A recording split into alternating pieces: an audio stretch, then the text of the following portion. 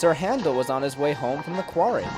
He was taunting the freight cars, bumping them profusely without any justification. They were determined to pay him out. When he came over a hill, he thought he had them under control.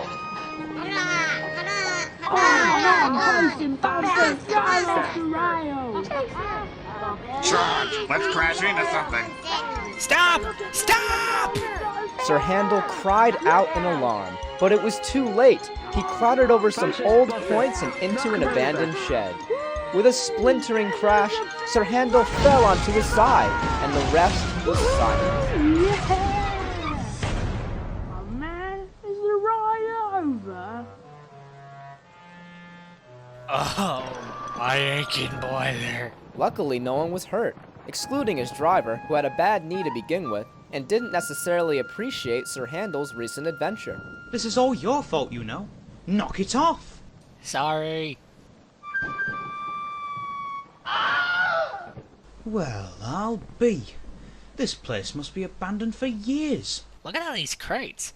If my memory serves me correctly, and it usually does, I believe that says defused gunpowder. Gunpowder? This shed must be from the old days. Well, look, you didn't light up the place with sparks from your funnel. It must be soaked from all the rain. We'll have to tell someone about this discovery.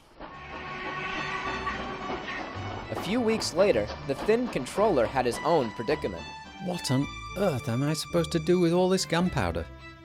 It's quite dated, and I doubt there's any use for it that we could conjure. Well, I don't see why moving all of it into my favourite shed was the most practical of solutions. Duke, that rundown shed is an absolute disgrace. If anything, it's bound to fall over. I'd rather see it dismantled than watch your doors in there for all hours. Hey now, let's be practical. We all know Grandpuff needs his beauty sleep. In that case, someone's got some catching up to do. Impudent scallywags, that shed is dear to me merely for its sentimental worth, not for my infrequent siestas. Enough about the shed, please. Are there any suggestions for properly disposing of these hazardous materials? The engine said nothing. Very well. The gunpowder will be stored in the shed for the time being until we can find a safe means of disposing of it.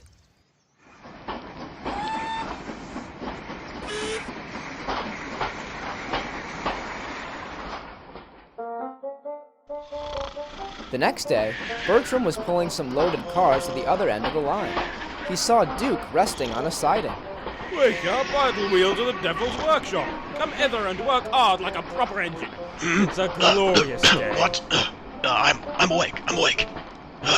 Impudent scallywag, be off with you. I can't get a moment's rest out in the open like this. I just wish they'd clear that blasted shed of all that rubbish.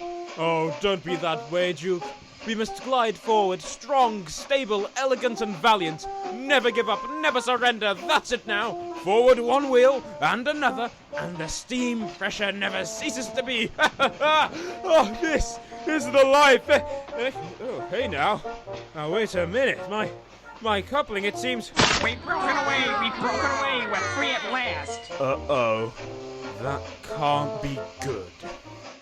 Bertram's freight cars had broken away and reached an astounding speed.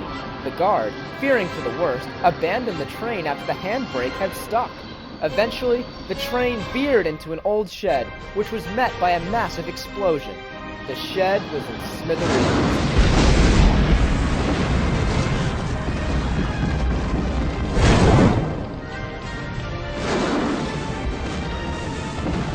Duke wasn't dozing now. He had witnessed the entire calamity. Well, there goes my favourite shed. Can't an engine have a moment's rest without something being blown to smithereens? Where's that blasted Bertram?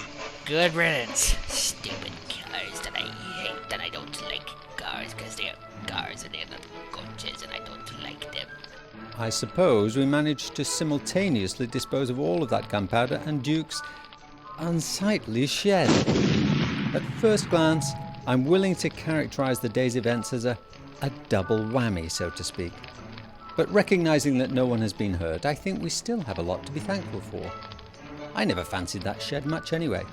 Hardly matched the rolling stock at all, really. And on that note, the engines had to be content.